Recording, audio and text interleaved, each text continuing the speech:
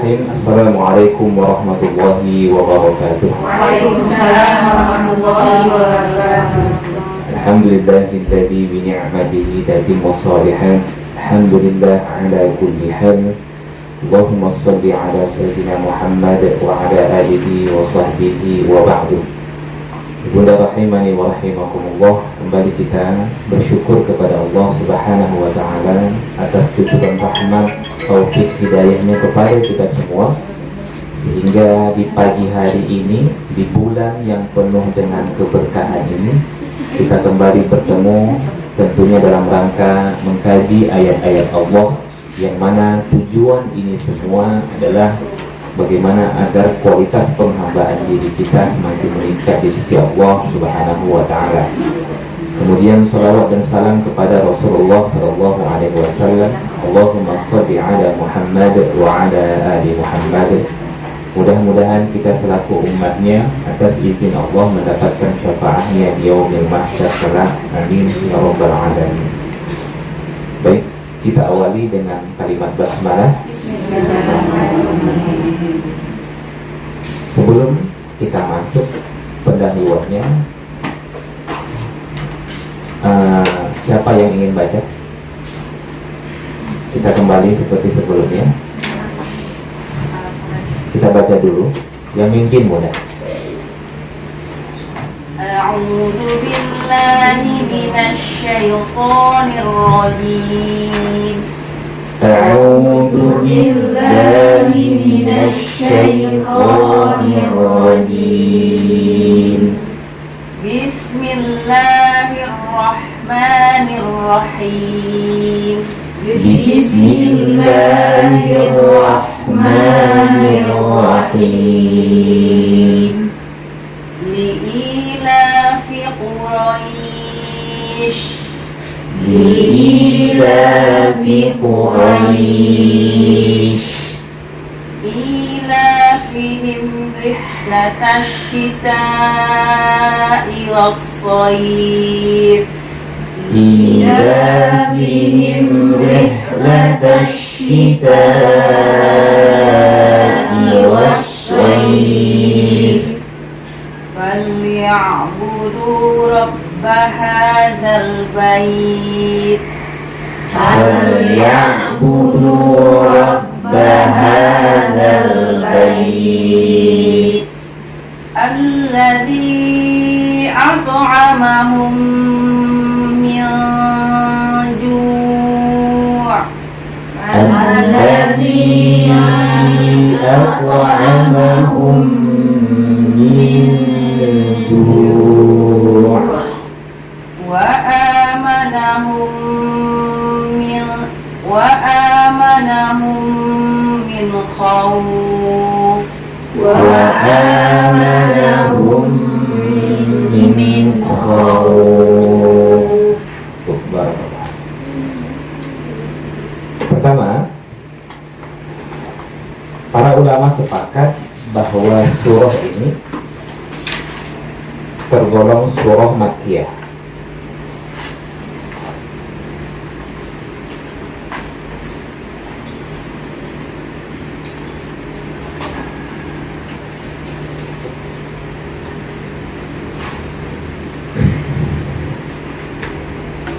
Yang kedua,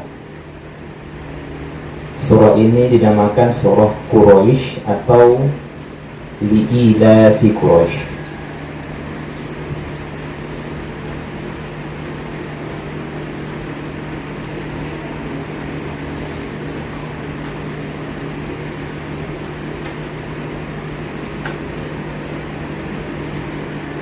Yang ketiga, tema utama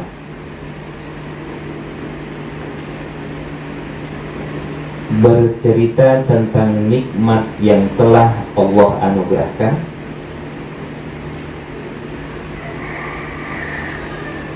bercerita tentang nikmat yang telah Allah anugerahkan kepada kaum Quraisy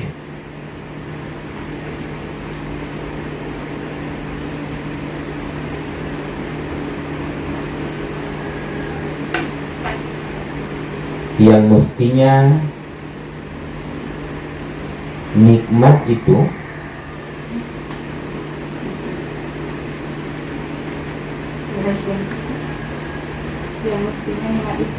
yang mestinya nikmat itu mendorong mereka untuk mengabdikan diri kepada Allah.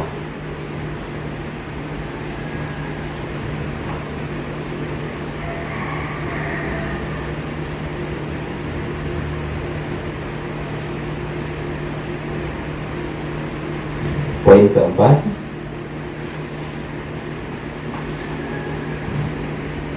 sebahagian riwayat menuturkan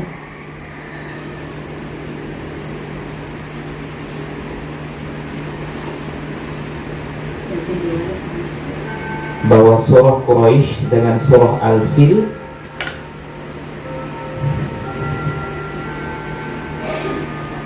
terdiri dari satu surah.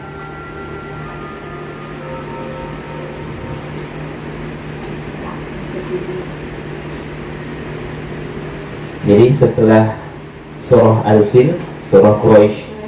Nah, sebagian ulama menuturkan bahwasanya surah Al-Fil dengan surah Quraisy ini terdiri dari satu surah. Jadi nanti kalau Bunda menjadi makmum ketemu dengan imam-imam masjid yang membaca surah Al-Fil, kemudian disambungkan dengan surah Quraisy tanpa membaca Bismillah, itu menandakan bahwasanya dia mengikuti pendapat ini. Jelas ya Bunda? Nah, kemudian namun mayoritas ulama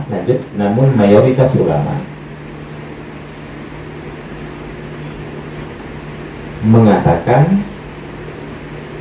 bahwa surah Quraisy terpisah dari surah Al-Fil.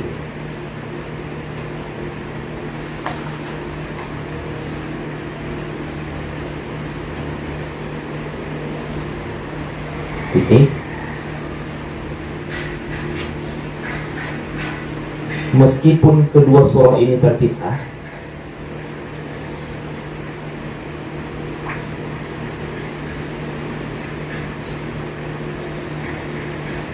secara kandungan kedua surah ini sangat berkaitan.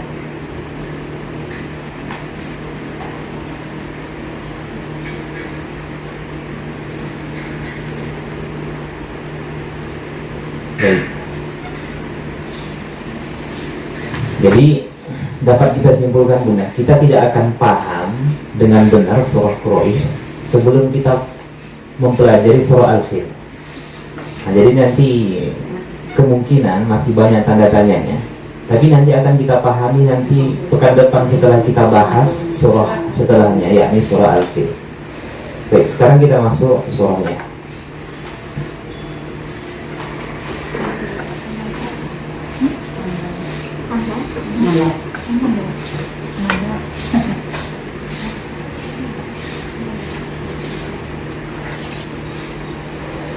Sebelumnya, kabarnya sehat Bunda?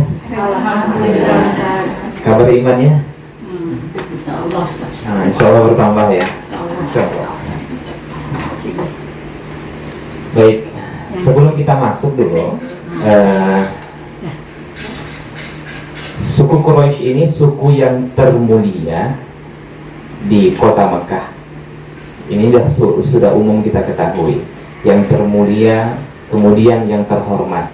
Quraisy itu asalnya adalah gelar dari kakek Rasulullah SAW. Ada dua riwayat. Pendapat pertama mengatakan bahwasanya Quraisy ya Bunda.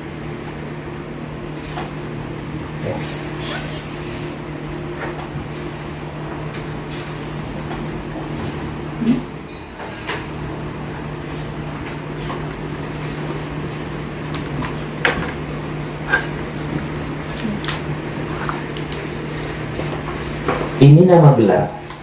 Awalnya ini nama gelar, bukan nama suku atau kaum atau nama qabilah.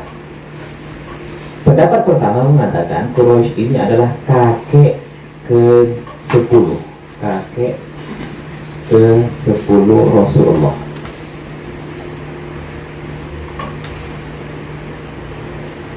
Pendapat kedua, Quraisy ini adalah kakek ke-12 Rasulullah.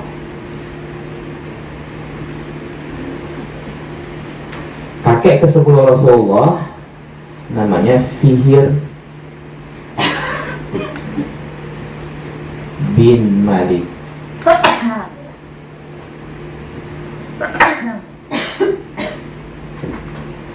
Sedangkan kakek ke-12 Rasulullah namanya An-Nadhr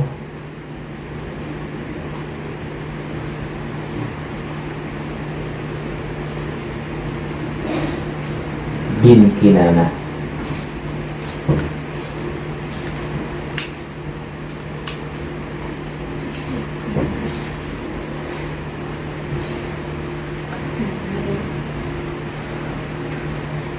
Jadi kakek ke-11 Rasulullah siapa?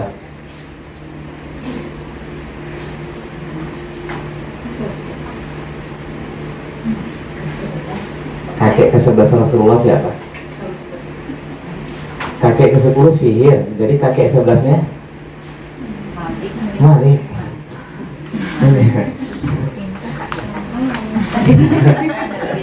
Kan ada bin ya bunda. Oke, jadi ini kakek ke 13 Kinanah. 12, 13. Kinanah. Fokus sudah. Kurang puas. Nah, Kurang sabar. terambil dari kata korrosya.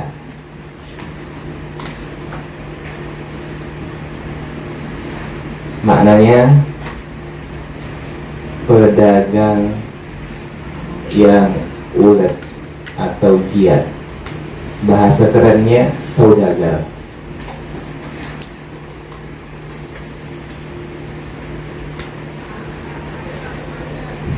Nah, jadi namun pendapat yang paling kuat pun dari antara pendapat pertama dan pendapat kedua adalah yang ini. Kakek ke-12-nya Rasulullah Shallallahu Alaihi Wasallam, yakni An-Nadhr ini yang digelari Quraisy.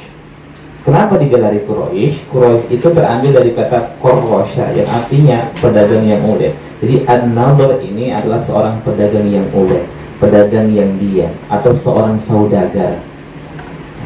Sehingga turun-temurun keturunannya disebut dengan suku Quraisy. Nah, sama halnya seperti kalau kami suku Batak ya, asalnya saya Arwan. Itu kakek moyang saya namanya Arwan. Kalau ada yang marganya Sitorus, maka asalnya Sitorus itu adalah nama orang. Setiap punya keturunan maka dinisbatkanlah namanya Edi Sitorus, Jamal Sitorus, Fulan Sitorus. Asalnya Sitorus itu nama orang. Demikian juga Quraisy. Quraisy itu asalnya adalah nama orang. Kakek ke-12-nya Rasulullah, ini pendapat yang paling kuat. Paham sampai sini? Sekarang kita masuk ayatnya.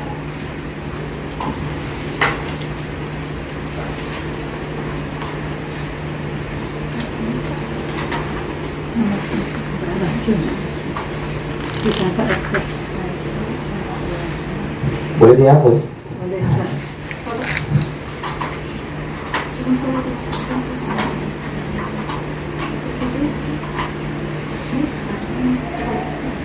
Baik. Bismillahirrahmanirrahim. Li'ilafi Quraisy.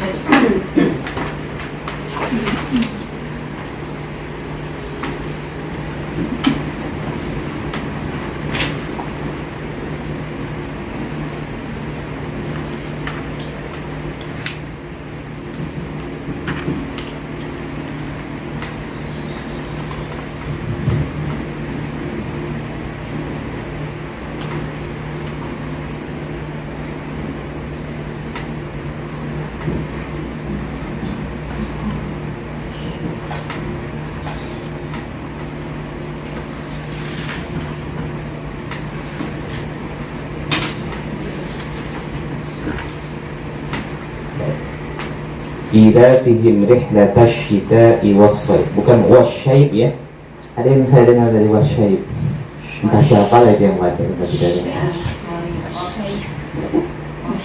Sod ya, bukan sya. Kalau sya maknanya berubah menjadi pedang.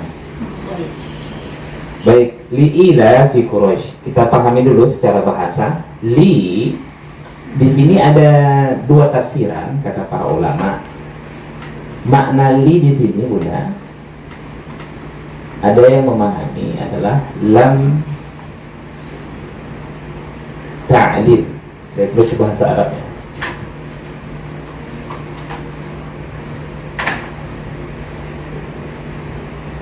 Lamun at-ta'lil.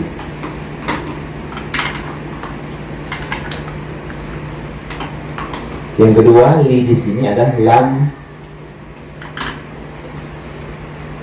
at-ta'ajjub.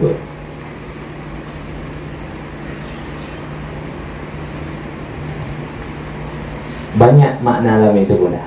Ada namanya nanti lam milki. Contohnya apa? Lillah.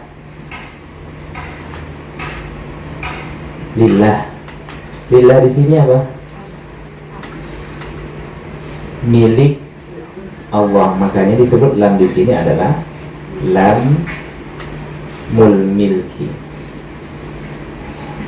Sedangkan ini ada dua tafsiran. Lamut ta'lil, ada lamut ta'ajjub. Ta'ajjub. Nah, lam ta'lil itu artinya lam ta'lil karena, atau sebab. Oke, sedangkan lam ta'ajjub maksudnya adalah kagum atau heran. Oke, nanti akan kita sampaikan. Jadi yang ada di terjemah Al-Quran itu diterjemahkan apa Bunda? Linya karena ya, berarti memakai lam ta'lil karena atau sebab. Oke, paham sampai sini dulu. Tapi kalau ikut pendapat kedua, lam ta'ajjub kagumlah. Linya di sini adalah kagumlah, heranlah. Kedua-duanya benar Bunda. Selagi tidak bertentangan, tidak bercanggah, kedua-duanya dipakai. Karena kedua-duanya nanti akan mengandung hikmah. Ya. Jadi maknanya li di sini bisa diterjemahkan karena atau sebab. Yang kedua kagum atau heran. Baik. Lanjut, ilaf ini masdar dari kata alifa.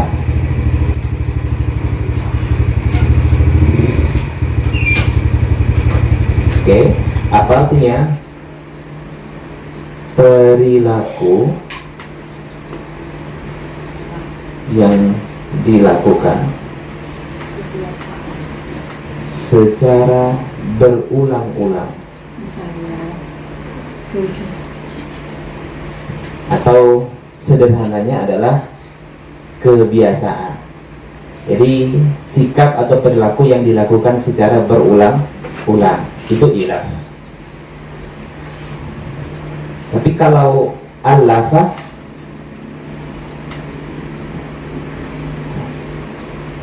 apa arti al-lafa? Allahumma alif bainahuma kama allafta baina Adam wa Hawa, wa alif bainahuma kama allafta baina Yusuf wa Zulaikha wa Muhammadin wa Khadijah al-Kubra. Persatuan. Ya Allah, satukanlah. Itu kan doa ketika seseorang menikah. Ya Allah, satukanlah mereka berdua seperti menyatunya Nabi Adam dan Nabi Adam dan Hawa. Alaf itu artinya persatuan. Hampir sama Bunda. Ya. Alifa, al-lafa. Kalau mu'allaf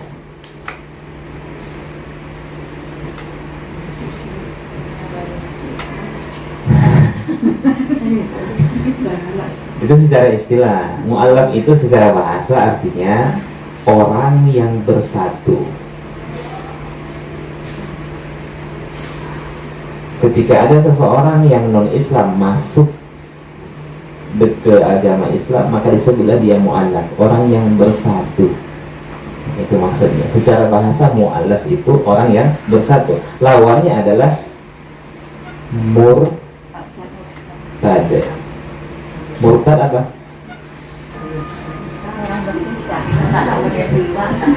Murtad artinya berpaling. Berpaling. Summa rodadnahu. Nah, kemudian kami palingkan dia asfala safilin, ke tempat yang serendah-rendahnya. Baik. Nah, kita lanjutkan. Jadi li'ila fi Quraisy secara terjemah, maksudnya terjemahnya apa? Karena kebiasaan suku Quraisy atau karena kebiasaan kaum Quraisy. Seperti ada kalimat sebelumnya kan? Seperti ada kalimat sebelumnya. Apa kalimat sebelumnya? Ya surah Al-Fir. Nah, apa bunyinya? Faja'alahum. Nah, faja'alahum ka'asfin ma'kul.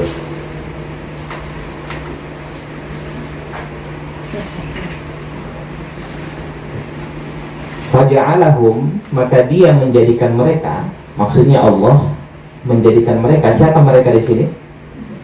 Pasukan gajah. Ka'asfin, seperti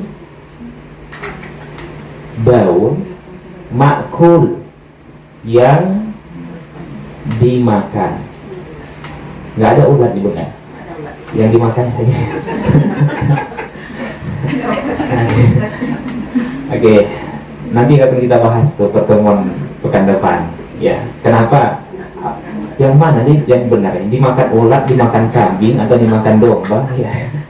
Oke. Faja'alahum ka'asfin ma'kul. Maksudnya Allah menjadikan pasukan bergajah itu seperti daun yang dimakan.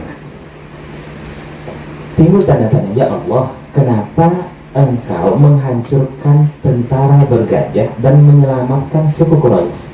Kan muncul pertanyaan. Padahal suku Quraisy itu adalah orang yang kufur kepada Allah. Mereka bukan orang yang menyembah Allah. Lihat kejadiannya pada masa Ali bin An, pada masa Abdul Muthalib. Kan tidak ada orang yang menyembah Allah Subhanahu wa taala pada saat itu. Semuanya kufur kepada Allah Subhanahu wa taala. Kan timbul pertanyaan, kenapa ya Allah Engkau menyelamatkan suku Quraisy dan menghancurkan tentara bergajah? Tentara bergajah itu dipimpin oleh Abraham. Abraham itu adalah orang yang beragama Nasrani, orang yang taat. Paham? Secara agama dia orang. Sekarang pertanyaannya, mana lebih dekat, orang yang menyembah berhala atau yang beragama Nasrani kepada Allah? Nasrani. Tapi kenapa Allah hancurkan tentara bergajah? Kan timbul pertanyaan. Maka jawabnya li'ila fi Quraisy. Karena saya ingin melindungi kebiasaan suku Quraisy. Paham? Masih gantung ya Bunda. Nanti dijawab Allah jawab pada ayat setelahnya. Jadi maksudnya, kenapa Allah menghancurkan tentara bergajah dan melindungi? Kenapa Allah menghancurkan tentara bergajah? Maka jawabnya karena Allah ingin melindungi.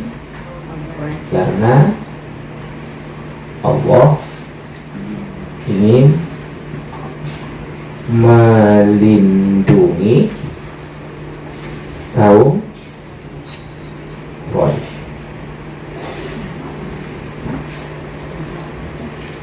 Oke. Sekarang kalau kita ikut tafsir yang kedua, kagum atau heran, maka maknanya di sini adalah kagumlah kalian dengan kebiasaan suku Quraisy serta nikmat yang telah aku berikan kepada mereka.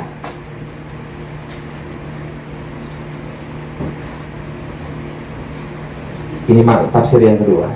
Yang pertama, karena Allah ingin melindungi kaum Quraisy. Yang kedua, kagumlah kalian, heranlah kalian dengan kebiasaan suku Quraisy serta nikmat yang telah aku berikan kepada mereka.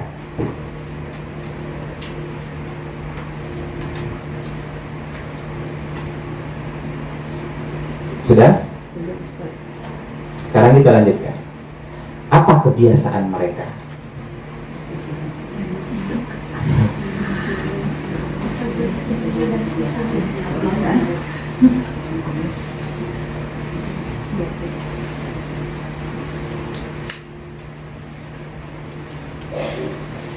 Ila fihim, saya tidak teruskan lagi ya Bunda. Kebiasaan mereka, oke.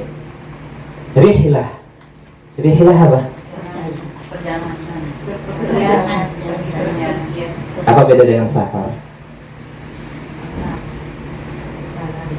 Rihlah berpergian. Berpergian. Kalau safar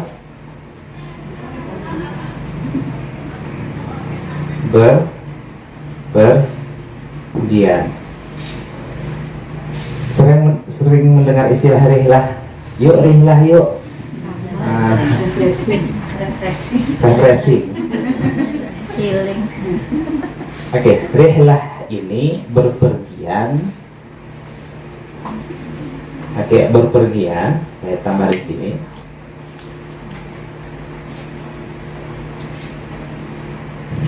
Yang jauh dalam rangka berniaga. Tapi hari ini terbalik Bunda. Rihlah itu malah jalan-jalan gitu. Jelas ya. Rihlah itu berpergian yang jauh dalam rangka berniaga atau berdagang. Sedangkan safar bukan dalam rangka berniaga. Nah di sini baru tujuannya apa? Mau main-main, mau healing,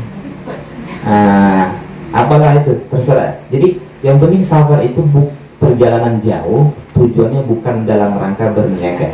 Sedangkan rihlah perjalanan jauh dalam rangka berniaga. Paham sampai sini? Tapi secara bahasa safar ini bukan, ini makna secara istilah Bunda. Adapun secara bahasa safar ini artinya tampak. Terambil dari kata safron.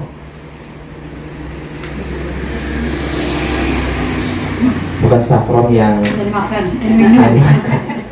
Bukan. Kenapa? Maksudnya apa? Safron tampak. Karena berpergianlah Bunda. Nah, menarik. Karena dengan safar lah baru nampak tabiat asli manusia. Yang selama ini, saat ini udah, ini kan masih belum tahu nih jati diri masing-masing. Iya kan? Tapi ketika sudah safar baru nampak tuh akhlaknya bagaimana. Iya kan? Nah, itu maksudnya. Jadi safar itu menampakkan sesuatu yang ada pada diri. Akan tampak semuanya. Jadi kalau ingin melihat bagaimana si fulan, maka bawa jalan-jalan. Jelas keluar tuh yang candanya terlalu banyak lah, atau yang ngomongnya sering kebablasan dan lain sebagainya, ketahuan semuanya. Nah, akan tersingkap semuanya jati dirinya. Betul ya Bunda? Nah itu maksudnya. Jadi safar itu artinya tampak atau terang. atau terang. Adapun secara istilah berpergian yang jauh bukan dalam rangka berniaga. Jadi kalau kita mengikut Al-Quran tidak tepat. Kalau jalan-jalan itu malah disebut dengan rihlah. Jelas ya? Nah, kebiasaan suku Quraisy, mereka berpergian yang jauh dalam rangka berniaga asyita pada musim dingin, wassaif dan musim panas. Oke.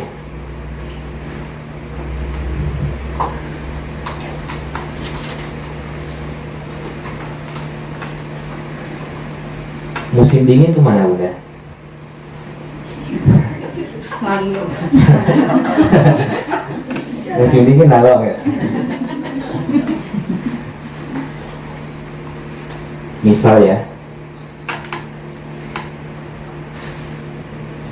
ini Ka'bah.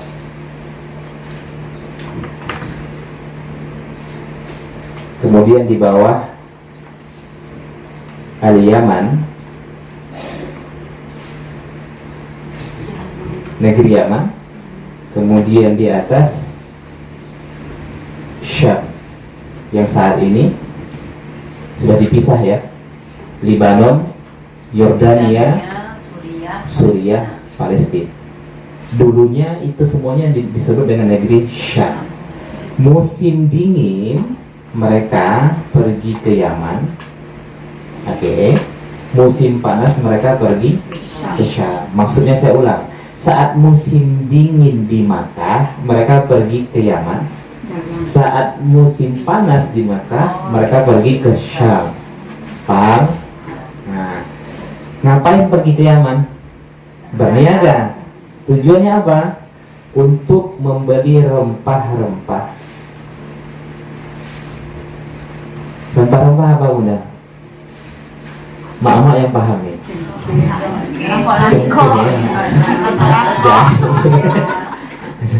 Nah, apa lagi?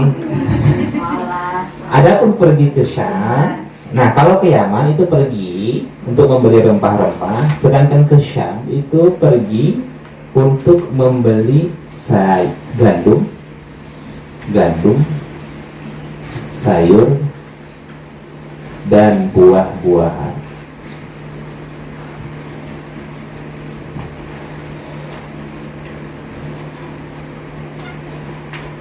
Oke. Di Yaman sekarang pertanyaan, ada nggak rempah-rempah di Yaman dahulu? Nggak ada bunda. Jadi Yaman ini, negeri Yaman ini dapat rempah dari mana? Dari Nusantara, dari Indonesia, dari Indonesia, Nusantara, IKN. Oke. Jadi lanjut ya. Mereka ke Yaman membeli rempah-rempah, pergi ke Syam itu membeli gandum, sayur dan buah-buahan. Kenapa mereka membeli rempah-rempah, gandum, sayur dan buah-buahan? Karena saat itu di kota Mekah belum ada sumber kehidupan. Ini cerita dulu bunda, bukan cerita sekarang. Mekah saat itu tanah yang tandus gersang, tidak ada sumber kehidupan, pohon-pohon tidak hidup dan lain sebagainya. Caranya bagaimana agar mereka suku Quraisy itu bertahan hidup? Mengharuskan mereka pergi lebih kurang 3.000 km bunda. Mohon maaf, ke Syam ya, 3.000 km. Perjalanan lebih dari 40 hari naik unta. Nah, kenapa mereka membeli? Karena di sini tidak ada sumber kehidupan. Nah, pertanyaannya, kalaupun mereka membeli gandum, sayur, buah-buahan, mereka pergi ke Yaman membeli rempah-rempah, bisa nggak suku Quraisy ini bertahan hidup? Saya ajak berpikir yang mudah. Bisa nggak bertahan hidup? Bisa. Kalau keluar jauh-jauh hanya sekedar membeli, bisa nggak bertahan hidup? Bisa. Tidak. Di mana roda perekonomiannya? Kalau mereka tujuannya asik membeli saja, tapi uang masuk nggak ada. Nah, di sini letak nikmat Allahnya. Kenapa mereka bisa bertahan hidup? Karena ada Ka'bah. Paham? Dengan adanya Ka'bah, yang mana bangsa-bangsa Arab yang di sekeliling negeri ini itu setiap tahun berziarah. Mereka butuh makanan, mereka butuh minuman. Selaku tuan rumahnya adalah suku Quraisy. Jadi kalau dihapus Ka'bah ini bagaimana? Mereka tidak akan bisa bertahan hidup. Mau juara nggak ada pembeli. Hanya sekelompok suku Quraisy. Jelas. Jadi apa yang ingin Allah beritahukan kepada kita? Maka itulah, kagumlah atas nikmat yang telah aku berikan kepada mereka. Seakan-akan Allah mengatakan begini, ingatlah hai kalian, ini kan turunnya pada masa Rasulullah, bercerita flashback sebelumnya. Ingatlah kayak kalian, wahai suku Quraisy, kalian bisa hidup sebab Ka'bah. Kalian bisa sukses dunia sebab Ka'bah.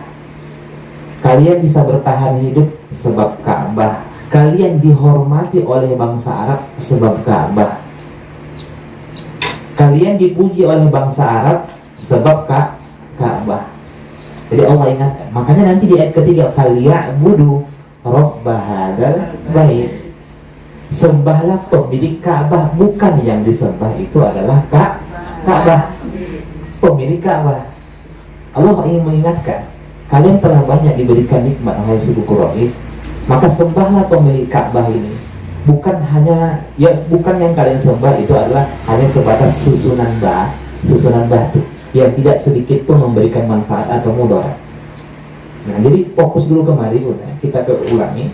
Jadi kebiasaan mereka ini berpergian pada musim dingin dan musim panas. Kita ulang kembali, musim dingin mereka pergi ke Yaman. Kenapa musim dingin pergi ke Yaman?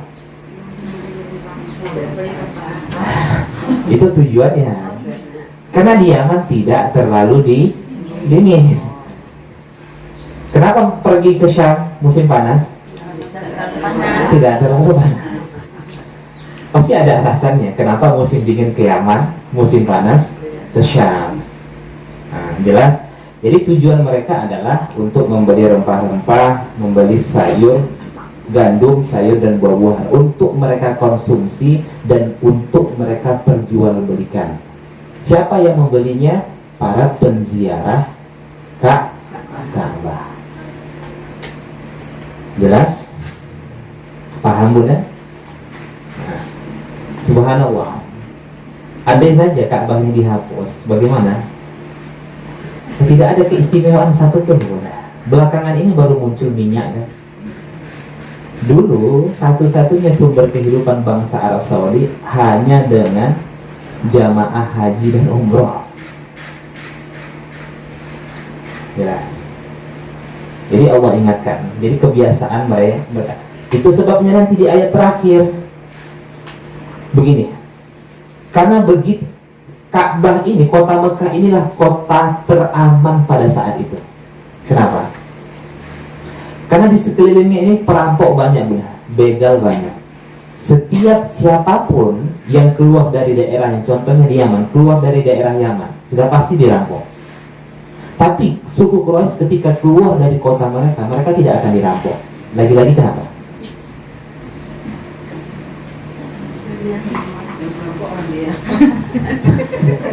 Sebab mereka tuan rumah. Andai saja mereka keluar dari Ka'bah ini, datang perampok, kan jauh-jauh nih pergi ke Syam, kemudian di pertengahan jalan dirampok. Di saat negeri-negeri lain keluar dari negeri mereka itu dirampok, mereka tidak dirampok. Kenapa? Kalau saya merampok barang mereka, nanti saya berziarah bagaimana? Mikir juga udah. Jelas. Karena mereka selaku ahlul bait. Makanya Rasulullah berpesan satu-satunya yang berhak memberikan sikoyah, yakni memberikan minuman, dan maksud memberikan minuman, mengurus Ka'bah hanya suku Quraisy. Sampai saat ini kunci Ka'bah itu dipegang oleh suku Quraisy. Tapi belakangan yang asalnya ini dihuni oleh suku Quraisy, akhir ini suku Quraisy ini sudah tidak di sini lagi. Mereka pindah ke Taif. Jadi kalau ingin melihat suku Quraisy seperti Taif, di sana suku Quraisy. Kenapa? Karena tanah mereka sudah dirampas oleh pihak kerajaan. Yang notabene yang latar belakangnya bukan suku Quraisy. Daripada bermusuhan dengan penguasa, lebih baik mereka pindah ke Taif.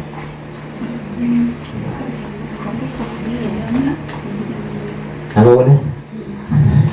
Yang kita ambil Enggak. Kalau jalan-jalan. Tempat jalan-jalan udah. Taif kan jalan-jalan. Istilahnya kalau Taif ini di kita, kalau di Sumatera berstagilah. Nah, berstagilah, dingin. Ya. Disitulah ladang sekarang ini untuk beli tumbuh-tumbuhan, sayur-sayuran, buah-buahan tumbuh di Taif lah semuanya.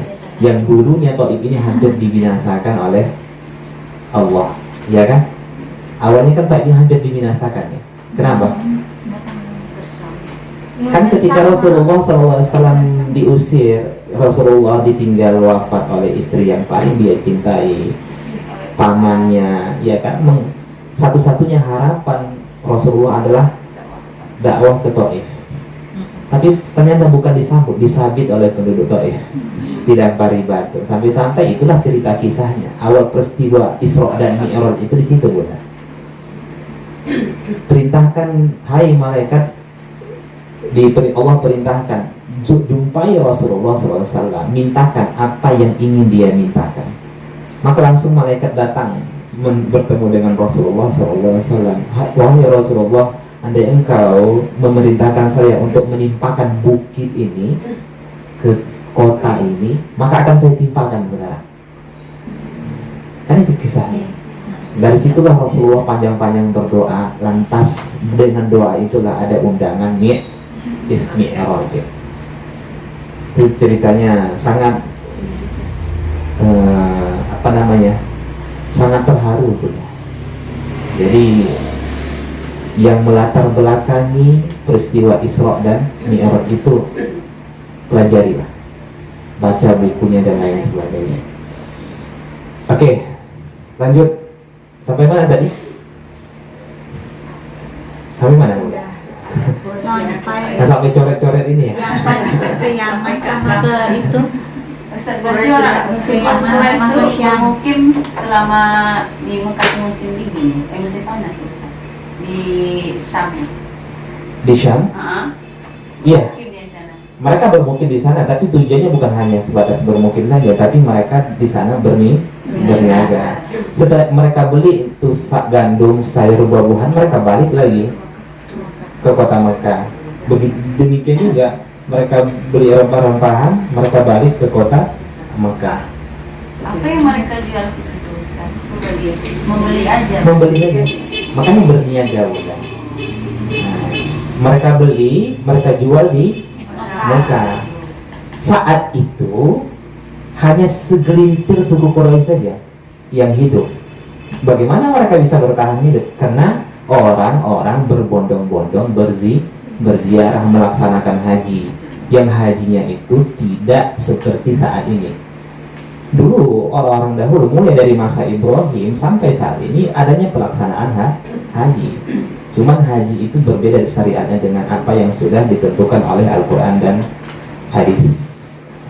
Sebagaimana di dalam riwayat digambarkan hajinya orang dulu, mereka untuk menandakan bahwasanya mereka itu bersih,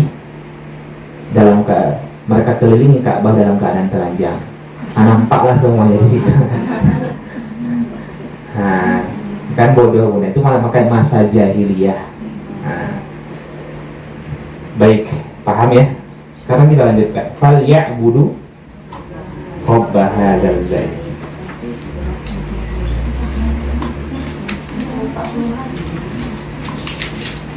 Ada yang tanyakan sebelum kita lanjutkan? Buah-buahannya itu kan sampai ke Mekah itu kan 40 hari, berarti tahan gitu. Wallahu a'lam. Nah gimana lah Cam? Mungkin pakai fermentasi, pengawet dan lain sebagainya. Saya pernah kasih bantu semuanya. Styrofoam ada nggak? Nah, mungkin pakai itu pun.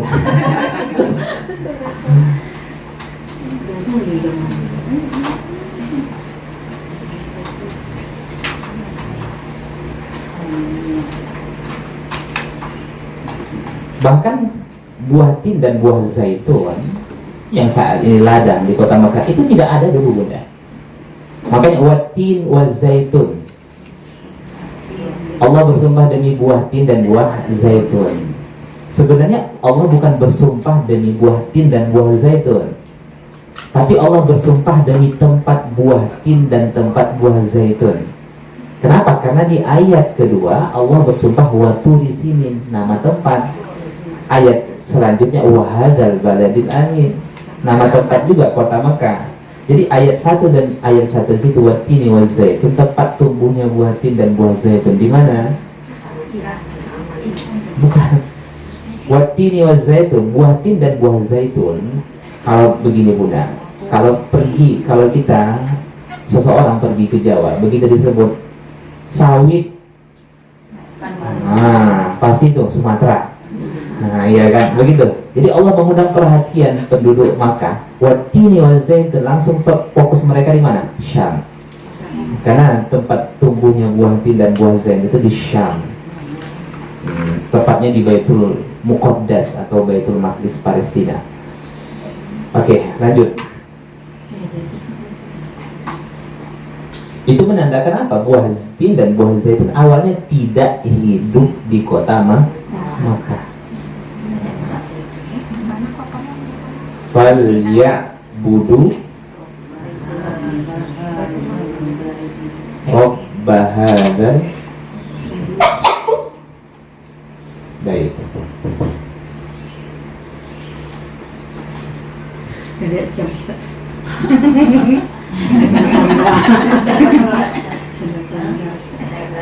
Fal ya'budu rabb hadzal bait. Maka hendaklah mereka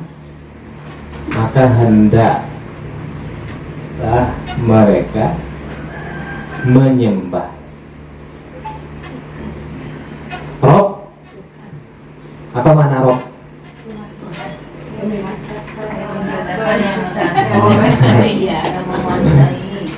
Al-Khaliq, kemudian Al-Malik, kemudian Al-Mudabbir. Nah, yang pencipta, pemilik, pengatur hadzal bait, ini rumah.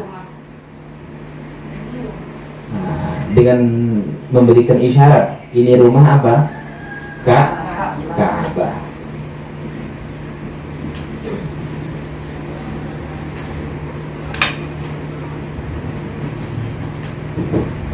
Nah, lihat Bunda. Di sini tauhidnya. Hendaklah mereka menyembah pemilik Ka'bah, ya, bukan menyembah Ka'bah. Jadi kalau ditanya, sama saja sebenarnya umat Islam itu dengan agama-agama lain, menyembah batu juga.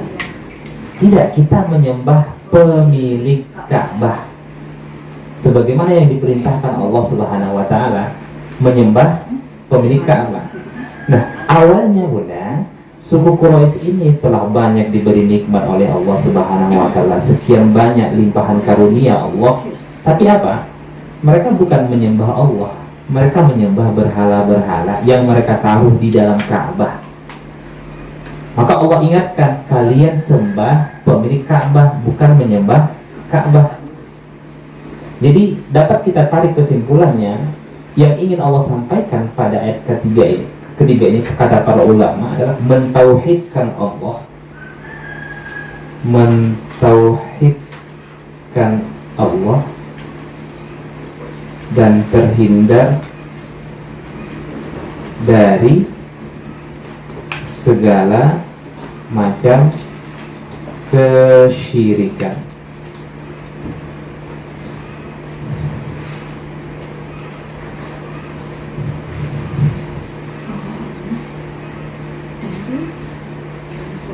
Mentauhidkan Allah dan terhindar dari segala macam kesyirikan. Yang kedua, di sini juga terdapat isyarat seakan-akan Allah mengatakan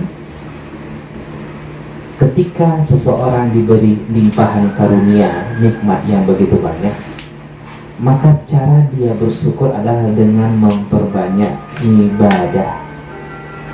Paham ya Bunda? Sebagaimana suku Quraisy yang diberikan keamanan ketika mereka rihlah, mereka bisa berbisnis sebab Ka'bah, maka Allah perintahkan sembahlah pemilik Ka'bah. Berarti menunjukkan apa? Cara bersyukur itu adalah dengan memperbanyak ibadah. Cara bersyukur adalah dengan memperbanyak ibadah.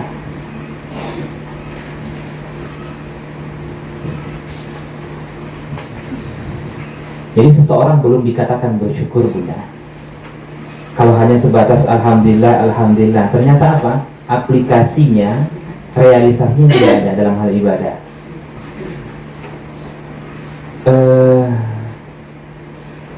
Anak satu sholat,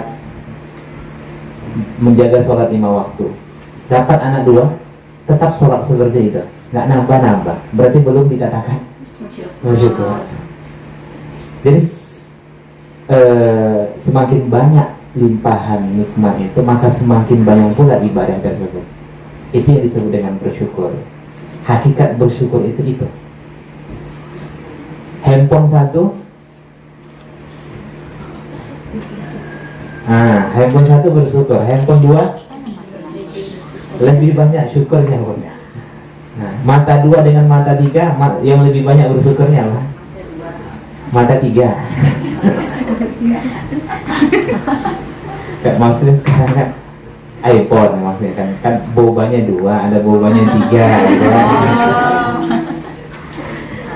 Baik, jadi Allah ingin mengingatkan sekian banyak nikmat yang kita terima dalam hidup ini, harusnya itu membuat kita lebih dekat lagi kepada Allah Subhanahu wa Ta'ala. Jangan sampai masa lalu dengan masa yang akan datang ternyata lebih bagus masa lalu. Jelas ya Bunda? Harusnya semakin banyak nikmat yang kita terima, makin bertambah kualitas ibadah. Termasuklah momentum Ramadan ini. Allah memberikan kesempatan kita bertemu dengan bulan Ramadan, maka cara kita bersyukur apa? Nambah tilawahnya, nambah sholat tarawihnya. Yang tahun kemarin hanya dapat sebulan 1 kali khatam, tahun ini bagaimana sebulan 2 kali. Imam Syafi'i itu 1 hari 2 kali khatam. Imam Syafi'i 1 hari 2 kali khatam. Para sahabat itu menghatamkan Al-Quran sepekan sekali di bulan Ramadan. Sepekan sekali di bulan Ramadan. Berarti 3 kali khatam sahabat. Tapi Imam Syafi'i beda. Sebagai bentuk rasa syukur Imam Syafi'i kepada Allah Subhanahu wa Ta'ala karena dipertemukan di bulan Ramadan, bulan diturunkan Al-Qurannya, di bulan diturunkan Al-Quran, beliau baca Al-Quran itu sehari 2 kali khatam. Kok bisa Ustaz? Sudah hafal Al-Quran? Sudah hafal? Pertanyaannya, bagaimana tuh? Ada yang mengatakan, itu kan Ustaz Imam Syafi'i, beliau nggak masak, beliau nggak masak, beliau nggak kerja, siapa yang lebih sibuk? Kita atau Imam Syafi'i? Imam Syafi'i itu sibuk dakwah, sibuk berkarya, udah nulis. Hari-harinya selalu menulis. Belum ada apa-apanya dengan kesibukan kita. Hah? Ngatur waktunya. Itu pandai-pandai kita lah udah. Makanya kadang-kala saya pribadi yang saya rasakan ya itu kan. Ketika saya baca Quran, misalnya saya hari ini supaya mudah dipahami, supaya bisa dipahami apa yang saya sampaikan. Saya hari ini dapat 8 juz. Nah, ya kan? 8 juz.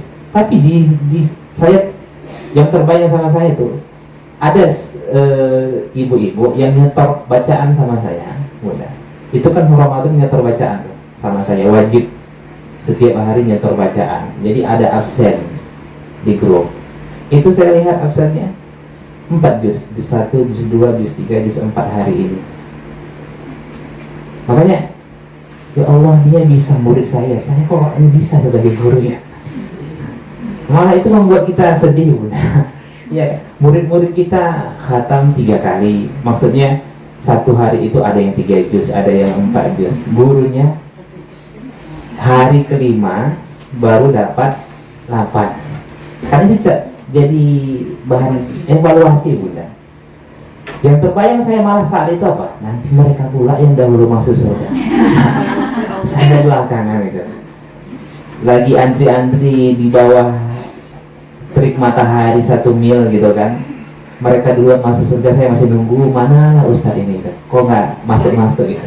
Nunggu 100 tahun lagi baru masuk surga. Kan sedih kita, Bunda. Jadi momentum Ramadan ini adalah momentum terbaik untuk bertaubat kepada Allah dan memperbaiki dan memperbanyak ibadah. Ustaz mau dikejarkan baca Al-Quran, kita kan takut salah-salah bacaannya. Jadi terpaksa salah sampai membacanya. Takut? Salah dikejar dulu. Iya, dulu itu untuk dijaga untuk 1 juz itu kan. Nah, Salah-salah gitu. ya baca sesuai dengan kemampuan, Bunda. Baca sesuai dengan kemampuan. Nggak harus, jangan sampai kita membaca terburu-buru malah meninggalkan hukum tajwid. Ya. Tapi manfaatkan semuanya, maksudnya berusaha membaca yang terbaik, kemudian khatamkan Al-Quran. Karena di luar sana itu sudah menjadi kebiasaan bagi mereka setiap 10 hari khatam 1 kali. Jadi selama bulan Ramadan 3 kali khatam.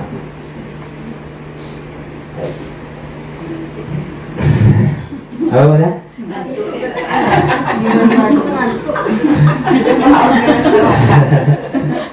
Alam nashrah laka sadrak. Tidakkah kami melapangkan dadamu wahai Muhammad? Wa wada'na anka wizrak alladhi anqadha dhahrak. Dan kami telah mengangkat beban-bebananmu yang memberatkan punggungmu. Maksudnya apa? Allah karuniakan kepada Rasulullah berupa dada Nabi dilapangkan, dosa diangkat, sehingga apa? Itu tidak memberatkan punggungnya. Jadi yang menjadi sebab masalah seseorang itu betapa malasnya beribadah, sholat dan lain sebagainya karena ada dosa di dalam hati.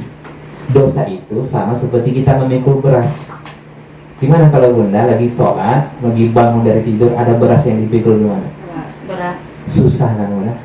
Seperti itulah dosa bagi orang yang beriman itu seperti itu. Seperti ada sesuatu yang berat di punggungnya. Alladzi anqadha dhahrak. Jadi yang menjadi sebab masalah apa? Kenapa ya mereka bisa, saya tidak bisa? Itu kan mereka, bukan seperti itu jawabannya. Karena saya banyak dosa. Hati saya sempit. Hati mereka lapang, mudah melakukan amal soleh. Jadi sambung menyambung Bunda. Kalau dosa terhapus, dada lapang. Kalau dosa masih ada, dada sempit.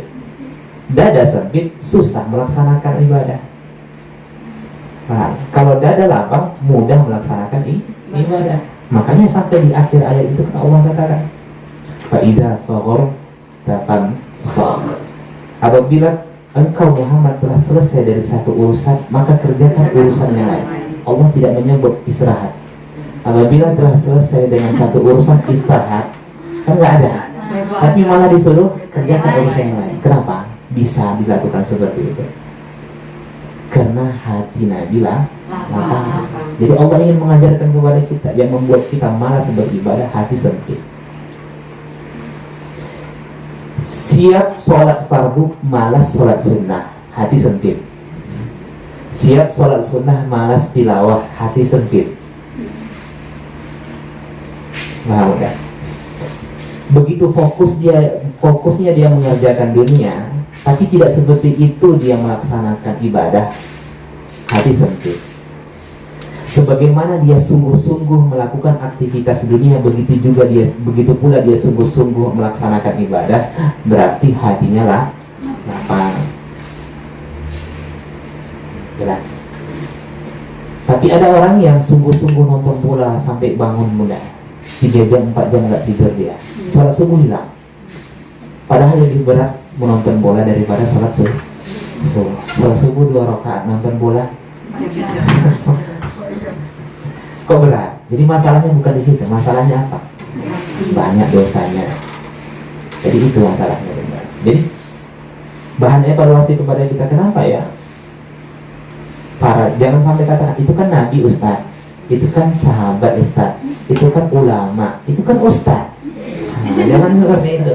Setiap kita diberikan potensi yang terbaik oleh Allah. Tinggal kita, apakah kita mau menggunakan potensi itu dengan sebaik mungkin?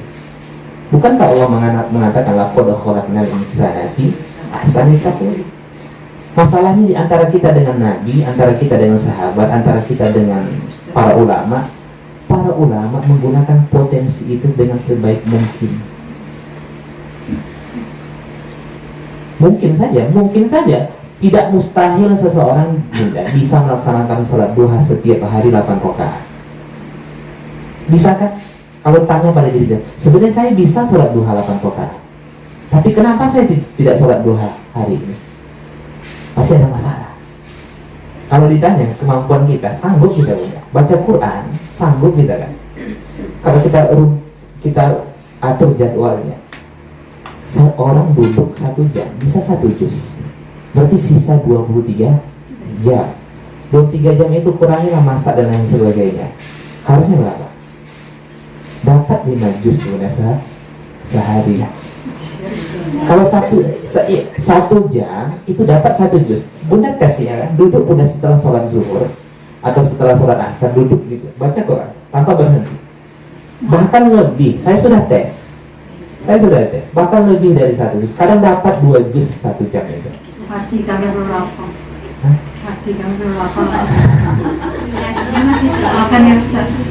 Jadi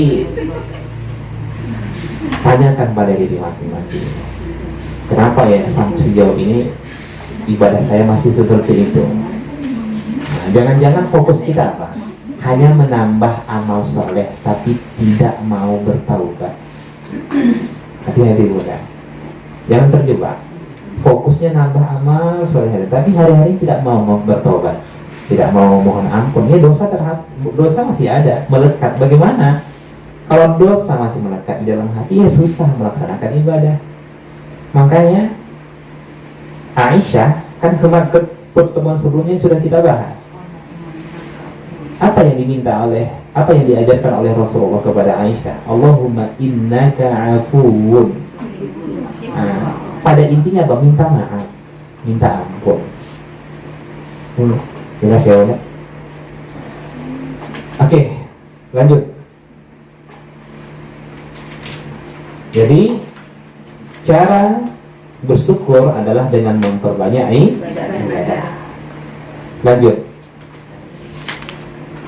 Ayat ke-4.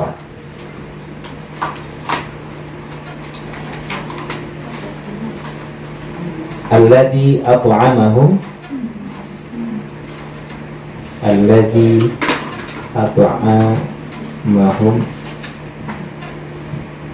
min ju' wa amanahum min khauf. Alladzi yang at'amahum memberi mereka makan min ju' dari ju', lapar. Secara bahasa ini udah, yang memberi mereka makan dari lapar. Maksudnya apa? Yang memberi mereka makan sehingga hilanglah rasa lapar. Wa amanahum, dan mengamankan mereka min khauf, dari ketakutan. Allah memberikan keamanan kepada suku Quraisy sehingga hilanglah rasa takut. Apa bukti? Pertanyaannya Bunda, bagaimana cara Allah memberi suku Quraisy itu makan? Dan bagaimana cara Allah memberikan keamanan kepada suku Quraisy? Seperti yang kita sampaikan di awal tadi. Kenapa hanya suku Quraisy yang ketika keluar dari negerinya tidak dirampok, tidak dibegal, malah dilindungi? Jawabnya apa? Karena Ka'bah. Paham ya Bunda? Kenapa mereka bisa makan? Karena wasilah Ka'bah. Semuanya sebab wasilah Ka'bah Bunda. Mereka dipuji sebab wasilah Ka'bah. Mereka bisa makan sebab wasilah Ka'bah. Apalagi mereka dilindungi, dihormati, mereka diberikan jaminan keamanan oleh bangsa Arab di sekelilingnya sebab Ka'bah. Jadi apa yang ingin Allah sampaikan? Perlindungan Allah itu apapun, kenikmatan yang kita terima itu datangnya dari Allah Subhanahu wa Ta'ala, walaupun sepintas melalui tangan-tangan makhluknya. Saya ulang kembali, setiap nikmat yang kita terima itu datangnya dari Allah. Sudah? Walaupun sepintas terlihat dari tangan-tangan makhluknya. Jelas. Seperti apa? Siapa yang menyembuhkan saya? Dokter. Tapi sesungguhnya yang menyembuhkan adalah Allah melalui tangan dokter. Mereka bisa makan sebab wasilah Ka'bah. Mereka diberikan keamanan oleh Allah sebab wasilah Ka'bah. Seolah-olah begini gampang ya, karena rumahku, hai suku Quraisy, kalian bisa hidup, kalian mendapatkan keamanan. Maka Allah ingatkan, jangan musuhi Muhammad, masuklah agama Islam, sembahlah pemilik Ka'bah. Jelas? Nah, intisari. Catat.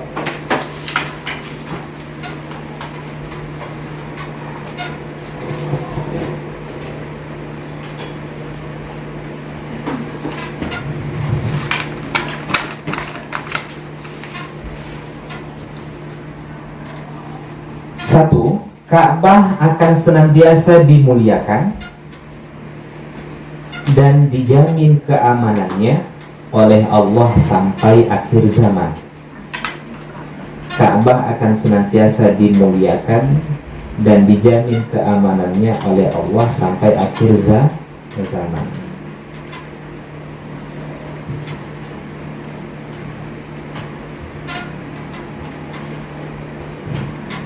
Kembali Bunda, ada yang terlupa. Maka terjawablah sudah. Kalau ditanya kenapa Allah menghancurkan tentara bergajah,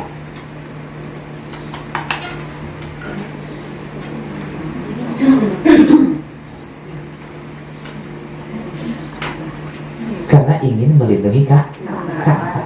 Jadi bukan karena keutamaan suku Quraisy. Paham ya Bunda? Jadi kalian selamat, hai suku Quraisy, karena Ka'bah, bukan karena keutamaan kalian. Bahkan di dalam sejarah disebutkan juga kenapa Allah menghancurkan tentara bergajah, untuk mempersiapkan kelahiran Nabi Muhammad SAW. Andai saja dikuasai oleh pasukan bergajah, maka tentu ibunya akan menjadi budak oleh pasukan bergajah. Maka otomatis Nabi Muhammad pada akhirnya akan menjadi budak. Banyak hikmah-hikmahnya Bunda. Maka heranlah kalian Heranlah kalian terhadap kebiasaan suku Quraisy. Kemudian atas nikmat yang telah aku berikan kepada mereka, padahal mereka kufur kepada Allah. Paham ya?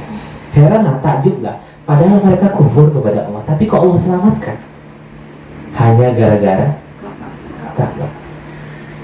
Paham ya? Lanjut, yang kedua, anugerah Allah kepada manusia berupa makanan dan keamanan adalah nikmat utama bagi manusia.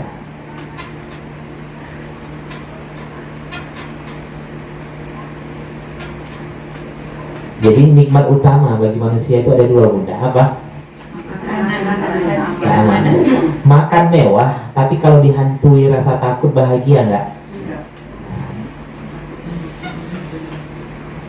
Gimana? Hidup aman, hidup aman tanpa ada rasa takut, tapi makan nggak ada, bahagia nggak? Jadi pesannya apa? Betapa banyak orang sudah mendapatkan nikmat utama ini masih mengeluh. Paham ya? Kan kita hidupnya Bunda sebatas bisa makan, kemudian supaya tubuh kita bertenaga, kemudian kita aman, ya sudah. Dengan adanya keamanan kita mudah beribadah. Dengan makan kita bisa memaksimalkan ibadah. Makan sebanyak-banyaknya, rasa aman lebih, Bunda. Lihat tuh, saudara kita yang di Palestina ya. Di mana sholatnya? Kita di setiap masjid, mau kemana pun kita, sendiri pun Bunda pergi aman, insya Allah aman, tidak akan menimbulkan fitnah. Jadi apa menjadi alasan bagi kita untuk mengeluh? Tidak ada. Kemudian yang kedua apa? Apa alasan kita untuk tidak memaksimalkan ibadah? Rasulullah itu backgroundnya adalah orang yang kaya, tapi harta Rasulullah itu dia serahkan kepada kaum du'afa.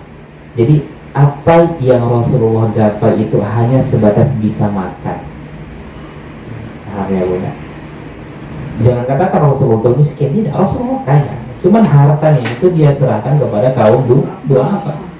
Jadi bagi orang-orang soleh, harta itu hanya sebatas bisa makan, bisa berpakaian dan lain sebagainya. Selebihnya kemana? Selebihnya infak, sedekah. Lanjut, yang ketiga, sudah menjadi kewajiban bagi seorang hamba untuk mensyukuri atas setiap nikmat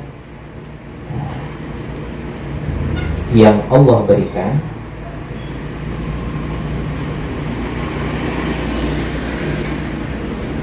dengan terus memperbanyak ibadah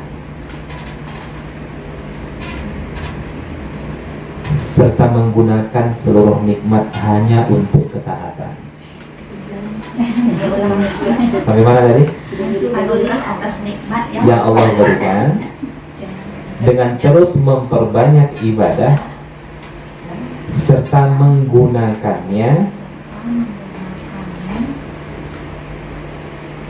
serta menggunakan seluruh nikmat, maksudnya hanya untuk ketaatan.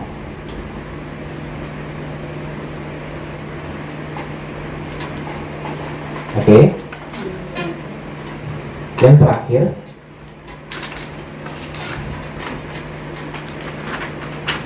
Allah memberikan perlindungan kepada kaum Quraisy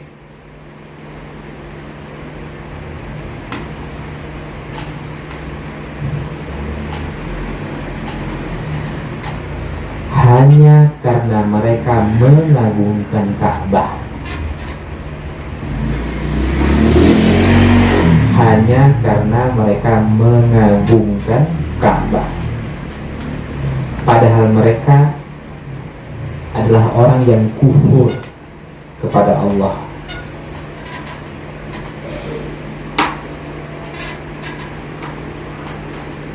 Sudah? Allah memberikan perlindungan kepada kaum Quraisy hanya karena mereka mengagungkan Ka'bah, padahal mereka adalah orang yang kufur kepada Allah. Silahkan ambil ibroh ini. Nah, tanda tanya namanya. Silahkan ambil ibroh ini. Ambil pelajarannya, Bunda.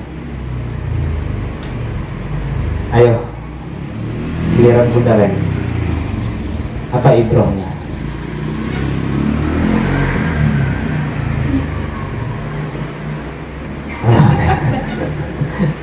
Silahkan ambil. Hanya karena mengagungkan Ka'bah, padahal mereka kufur kepada Allah. Allah lindungi mereka, Allah selamatkan mereka, Allah beri nikmat kepada mereka. Silahkan ambil ibroh ini. Ayo, Bu Mary.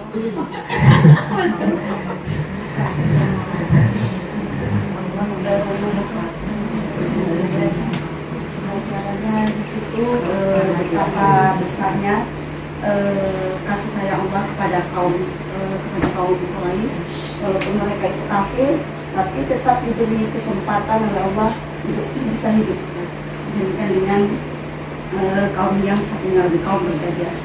Oke, bagus jawabannya, tapi nggak nyambung dengan yang terakhir.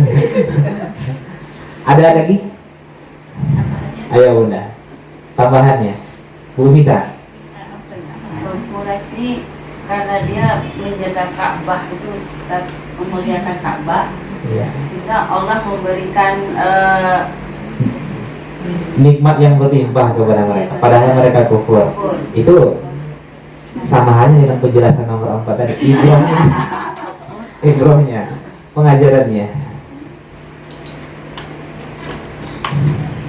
Ya Allah, kalau orang yang beriman, dia memuliakan masjid, dia bersedekah dan lain sebagainya, betapa orang itu beruntung.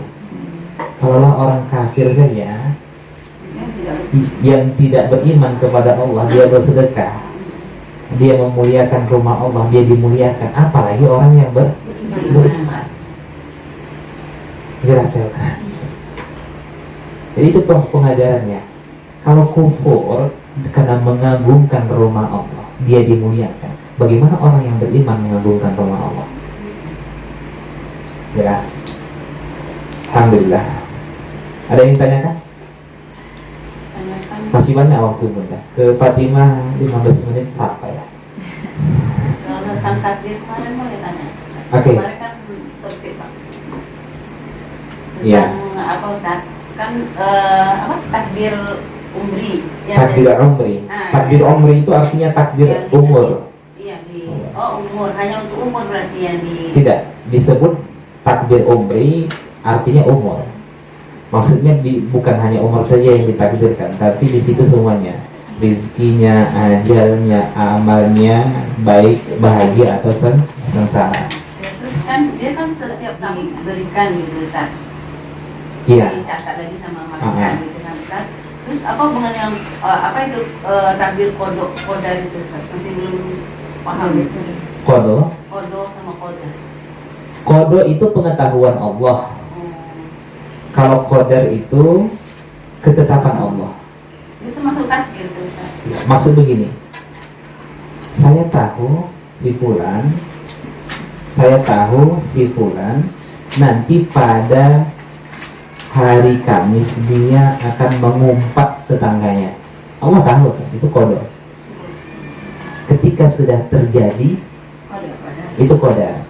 Tapi bukan Allah yang memaksa seseorang itu melakukan kemaksiatan kan? Pengetahuan Allah. Qadar itu pengetahuan Allah. Saya tahu sebenarnya si fulan ini masuk neraka pada akhirnya. Sama halnya seperti seorang guru. Saya seorang guru, saya tahu Bunda, contoh siapa murid yang nilainya tinggi. Terus untuk apa saya membuat ujian? Kalau pada akhirnya saya tahu kan. Paham ya Bunda? Nah, Si fulan pasti nilainya tinggi, si fulan tidak. Saya tahu. Dan Bunda pun paham itu semuanya. Yang backgroundnya guru lah. Terus kenapa dibuat ujian? Kenapa dibuat ujian? Padahal pada akhirnya maksud Allah menghukum seseorang itu berdasarkan bukti, data yang akurat. Paham ya Bunda? Jadi kita memberikan nilai kepada seseorang itu nggak mungkin langsung putuskan begitu saja, mesti ada buktinya. Makanya setiap manusia itu wa inna alaikum lahafizin kiraman katibin ya'lamuna ma taf'alun. Setiap kalian manusia pasti ada penjaga. Dan penjaga itu sifatnya mulia dan selalu mencatat. Setiap manusia ada penjaga, ada yang mengawasi Bunda. Sampai kapan? Sampai hari kiamat. Setiap manusia ada malaikat yang mengawasi dia sampai hari kiamat, yang mendampinginya Bunda. Sudah? Malaikat itu mulia. Kenapa Allah sebutkan malaikat itu mulia? Kiraman. Sebenarnya Allah ingin menyindir kita.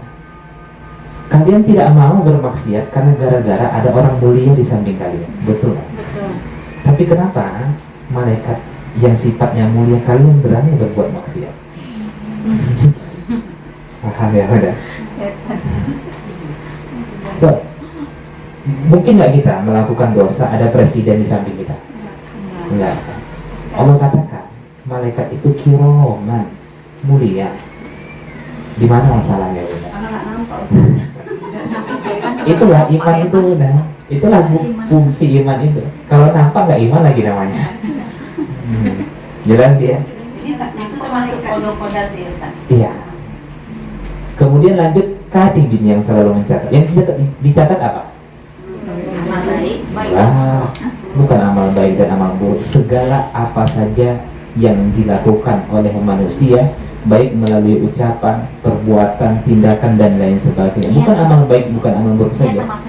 Si fulan termasuk nih ya, si fulan sakit, dia ngomong aduh. Nanti di akhirat nanti si fulan sakit hari Kamis, lantas dia ngomong aduh, ada di catatan tuh. Aduh, panas. Panas ya. Panas ya ketika matahari terik Bunda. Panas ya. Oke, ketika hujan, aduh hujan terus. Nggak ditambahin dan nggak dikurangi Bunda. Jadi Allah ingin membimbing kita. Kalau begitu, apapun yang kita lakukan harus bernilai ibadah lah. Paham ya Bunda? Jangan sampai kan, memang aduh kan nggak berdosa, tapi kan rugi sekali kan, cuma catatan aduh, ditimbang nggak dosa, nggak ada pahala. Cuma Masya Allah Bunda. Jadi dicatat malaikat seluruhnya Bunda. Maka pentinglah menjaga niat baik. Karena niat baik itu juga ada di dalam catatan malaikat. Ya'lamuna ma taf'alun. Dia mengetahui segala apa yang kalian kerjakan. Maksudnya apa? Itu menunjukkan adanya penjaga, pencatat, yang mengetahui di setiap manusia, itu menunjukkan bukti adanya hari pembalasan. Paham udah? Kalau tidak ada hari pembalasan, untuk apa nih malaikat diciptakan? Mengawasin kita kan sia-sia dicatat gitu, cuma nanti nggak dipakai catatannya kan. Iya kan? Dicatat, diawasi setiap hari gitu, ternyata nggak dipakai. Kasihan malaikat nggak ada hasil kerjanya gitu kan. Jadi untuk apa nih Allah catatan ini? Kalau cuma hanya formalitas, bukti adanya hari pembalasan. Allah katakan malaikat itu mulia. Kenapa? Karena malaikat itu tidak akan pernah, kalau mulia berarti dia tidak melakukan kejahatan. Dia orang yang jujur, dia orang yang adil. Nggak ada tuh manusia yang melakukan satu kejahatan. Ini orang ini bangsat nih. Contoh begitu Bunda. Saya tulis satu kejahatan 10 gram malaikat, nggak ada tuh. Ya satu. Nggak ada gula. Ada orang dalam Ustaz. Nggak ada tuh malaikat buat kesalahan itu kan. Nih jahat nih gitu kan. Nah, saya tambahlah catatan dosanya. Yang awalnya 1 jadi 10. Nggak ada tuh, makanya malaikat itu mulia. Jadi ayat itu mengajarkan kepada kita ya, rugi kali lah kalau orang tersandung batu. Bu Mary tersandung batu, aduh, nggak ngomong alhamdulillah gitu kan. Kalau alhamdulillah pahala, iya kan. Apalagi kurang ngajar di batu. Apalagi astaga, ya Allah, astaga yang keluar. Jadi catatannya nanti astaga. Pentingnya ngomong yang baik dan hamid. Jelas ya, Takdir umri itu kan udah diberikan pas di janin Ustaz. Iya. Tiap tahun dikasih juga takdir sanawi. Itu untuk sampai mati. Kalau Takdir yang umri. umri kan udah mati. Iya, tapi detailnya setiap tahun kan tidak ada. Allah kasih tahu setiap tahun ini apa yang terjadi, tapi setiap harinya Allah, malaikat tidak tahu. Allah kasih kepengetahuannya. Ini manusia yang akan dia hadapi hari ini. Maka ada takdir yaumi, takdir harian. Mulai dari bangun tidur sampai tidur lagi. Ini nih rizkinya seumur hidup 20 miliar. Oke, rizkinya seumur hidup 20 miliar. Oke, jelas. Ini yang A. Yang B, rezekinya juga Allah takdirkan 20 M. Jelas. Yang A, setiap hari gajinya taruhlah 20 juta sebulan. Yang B, setiap hari gajinya 5 juta. Yang mana duluan mati? Yang A. Yang A. Paham ya bunda? Begitulah permainan takdir itu. Walaupun pada akhirnya sama rezekinya 20 M. Tapi karena yang B itu 5 juta sebulan, yang A 20 juta, yang ini duluan habisnya. Sama yang mana main cepat. Mau yang lambat. Jelas ya. Itu gambaran. Jadi pada akhirnya habis rezeki, matilah dia. Kalau nggak habis rezekinya belum mati. Walaupun didatangkan 7 ustadz untuk mendoakan dia supaya mati. Paham ya bunda? Mak saya ini udah 2 tahun, udah dijual semuanya Ustaz. Tolonglah Ustaz, berilah yang terbaik, mintakan yang terbaik kepada Allah. Datang 7 Ustaz mengelilingi orang tuanya. Berdoa, ya Allah kasihlah yang terbaik. Kalau memang ini yang terbaik bagi dia, segera cabut nyawanya. Tapi kalau memang sehat itu yang terbaik, segera sembuhkan ya. Tiba-tiba pulang Ustaznya dari rumah sakit, 7-7-nya kena tabrak. Nah, 7 Ustaznya meninggal. Yang sakit masih hidup. Yang 2 tahun tambah 3 tahun lagi sakit. Artinya apa? Kematian itu tidak mengenal sehat. Kematian itu tidak mengenal sakit. Kematian itu tidak mengenal umur. Paham ya bunda? Kematian itu tidak mengenal kaya atau miskin. Makanya di dalam Islam, orang kaya itu hari ini dia bisa makan, itu orang kaya. Saya ulang, hari ini dia bisa makan, itu orang kaya dalam pandangan Islam. Kenapa? Karena besok belum tentu dia hidup. Apa dia mikirkan masa depan? Bagaimana saya besok makannya? Belum besok, apakah kita pasti hidup?